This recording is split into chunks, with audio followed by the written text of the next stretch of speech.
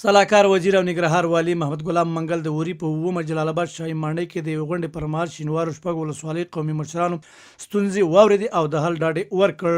په دغه غونډه کې د اچین، سپینغر، نازیانو، دوربابا، هسکې مینې او غني خیلو ولسوالۍ قومي مشرانو، دیني عالمانو، ځوانانو او جهادي قومندانانو برخه لرله. د شینوارو مشرانو په استازۍ قومي مشر او د قبایلو پخواني رئیس وارث خان، ملک سهیل خان، قومي مشر عثمان، ولایتي شورا پخواني غړي حاجي ملاجان او قومندان لیوني خبرې وکړې. نوموړي وویل چې د شینوارو قوم په اوږد انقلاب کې یوه لویشت ځمکه هم چاته نه ده پرېښودې او د یوې ولویشت خاورې څخه یې دفاع کړې.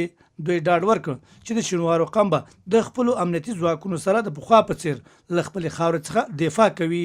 قومي مشرانو نیوکه وکړه چې د شینوارو په شپږو ولسوالیو کې یو شمېر مسؤلین قانون په خپله تر پښو لاندې کوي او ولسونو ته ستونزې پیدا کوي. دوی غوښتنه وکړه چې د ښې حکومتوالۍ، ولسونو او حکومت ترمنځ د فاصلو کموالي په موخه دې لومړی په دولتي چارواکو قانون تطبیق شي. دوی زیاته کړه د شینوارو ولسوالۍ طبیعي ځنګلونه لري خو د مخالفینو لوري په بېرحمۍ سره قطع کیږي چې ولسونو دغه ځنګلونه له کلونو راهیسې د هغې په رامنځته کولو سره ساتلي وو. قومي مشرانو وویل چې د یادو ولسوالیو یو شمېر ملکي او نظامي مسؤلین د کانونو او ځنګلونو د استخراج او قطع کولو زمینه برابره کړې چې دوی ترې په بېلابېلو چک پوینټونو کې پیسې اخلي.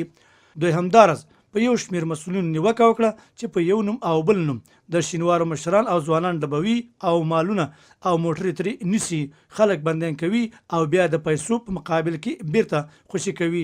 دوی غوښتنه وکړه چې د شینوارو په ولسوالیو کې د امنیت تامین او شته ستونزو په مخنیوي کې د شینوارو قوم څخه وړ اشخاص په دندو وګمارل شي.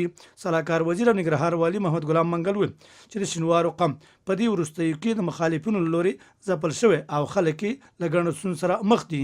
نوموړي وویل چې د شینوارو ولسوالۍ ته به د پرمختیایي پروژو او د امنیت تامین لپاره لا هڅې وکړي. د زیاته کړه چې د شینوارو ولسوالانو او امنیتي مسؤلینو ته یې لارښوونه کړې چې د ځنګلونو قطع کېدو او قانون اخراج مخه په کلکه ونیسي.